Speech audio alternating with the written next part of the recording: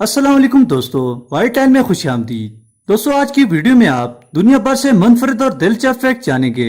आप जानेंगे कि हजारों बरस पहले जमीन बर्फ का गोला क्यों थी, मशहूर ब्रांड कोका कोला और पेप्सी नॉर्थ कोरिया और क्यूबा में क्यों बैन है, और इंडिया से ताल्लुक रखने वाला कैलाश रोज लिजर्ड क्यों खाता है, और इसके अलावा और बहुत से मुनफरिद फैक्ट जानेंगे। तो आज की मजेदार वीडियो का आगाज करते हैं। मजीद वीडियो देखने के लिए इस वीडियो को लाइक करें, व्हाइट लाइन चैनल को सब्सक्राइब करें और बेल आइकन पर जरूर प्रेस करें मजीद ऐसी वीडियोस देखने के लिए। दोस्तों, इंडिया से ताल्लुक रखने वाला एक शख्स जिसका नाम कैलाश बागबान है, लोग इसे पॉइजन मैन से जानते हैं।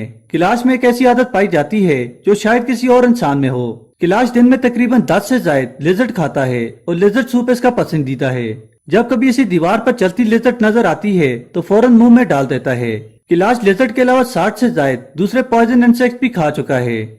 फुटबॉल जो दुनिया में सबसे ज्यादा खेले जाने वाला गेम है, क्या आप जानते हैं कि पाकिस्तान दुनिया में फुटबॉल बनाने वाला सबसे बड़ा मुल्क है। पाकिस्तान दुनिया के 40% से ज्यादा फुटबॉल प्रोड्यूस करता है, जो पाकिस्तान के छोटे से शहर सियालकोट में तैयार किए जाते हैं, जो दुनिया भर में काफी पसंद किए जाते हैं। दोस्तों, साइंटिस्ट के मुताबिक 800 मिलियन साल पहले हमारी इस जमीन पर कई मौसमी तब्दीलियां आई। आबोहवा इस कदर सर्द हो गई थी कि यह जमीन मुकम्मल तौर पर मुंजमद हो गई थी और एक स्नोबॉल की शक्ल अख्तियार कर गई थी, जिसे स्नोबॉल अर्थ थ्योरी से जाना जाता है। और वक्त के साथ साथ यह स्नो चार द्वार में पिघली और मौजूदा ब्राज़म अंटार्कटिका आज भी इस दौर की निशानी है। हम खुशकिस्मत हैं कि हम उस दौर में मौजूद नहीं थे, वरना फ्रीजर में रखे गोश्त की तरह हम भी फ्रीज हो जाते। दोस्तों, स्टेचू ऑफ यूनिटी दुनिया में मौजूद स्टेचूज में सबसे ऊंचा है, जिसे 2013 में शुरू किया गया और उसकी तकमील 2018 में हुई। यह स्टेचू इंडिया में गुजरात के नर्मदा डिस्ट्रिक्ट में है। यह स्टेचू इंडिया के पहले डिप्टी प्राइम मिनिस्टर का है, जिसकी हाइट 182 मीटर यानी 557 फीट है। दुनिया में आज तक इससे ऊंचा स्टेचू नहीं बनाया गया।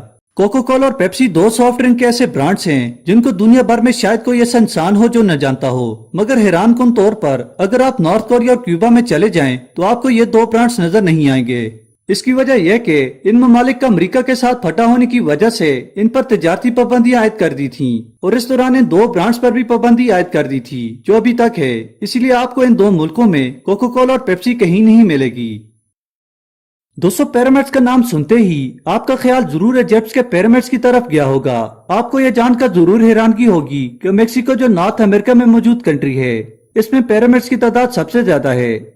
यह पिरामिड्स हजारों साल पहले यहाँ मौजूद मियान सिविलाइजेशन के लोगों ने बनाए थे।